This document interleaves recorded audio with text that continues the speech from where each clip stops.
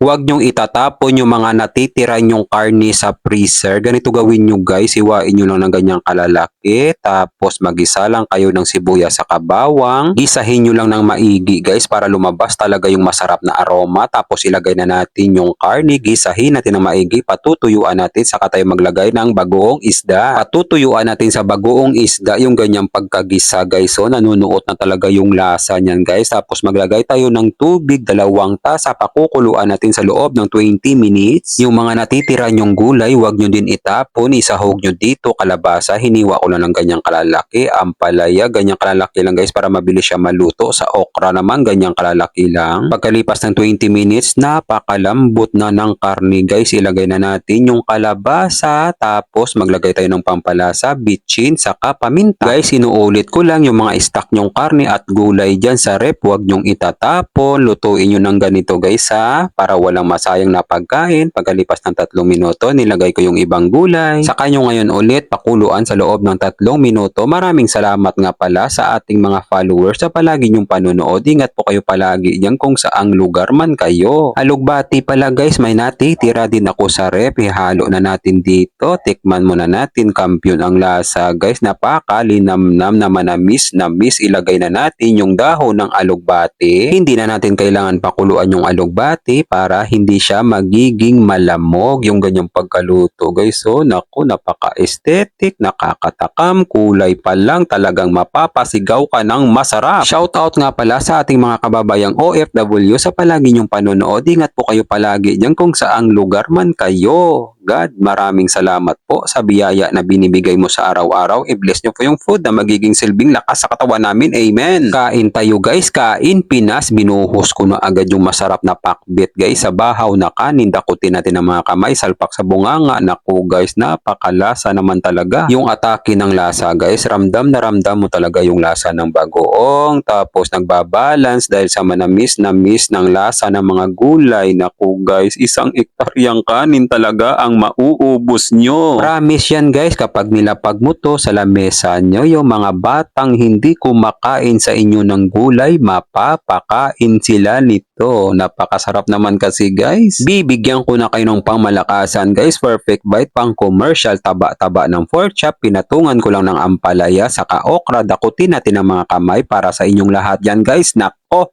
kayo naman ang sumigaw ng masarap. Napakatindi ng sarap guys, malasa. Tapos ngat-ngatin pa natin yung buto-buto ng pork chop. Naku, nanunuot talaga yung lasa guys. Huwag nyo lang to mapapanood ng 10 oras ng gabi. Mapapaluto talaga kayo ng pansit canton. Pasyensya na sa mga natakam. Kung mapadaan man sa'yo to, wala ng plano-plano, magluto ka na rin nito.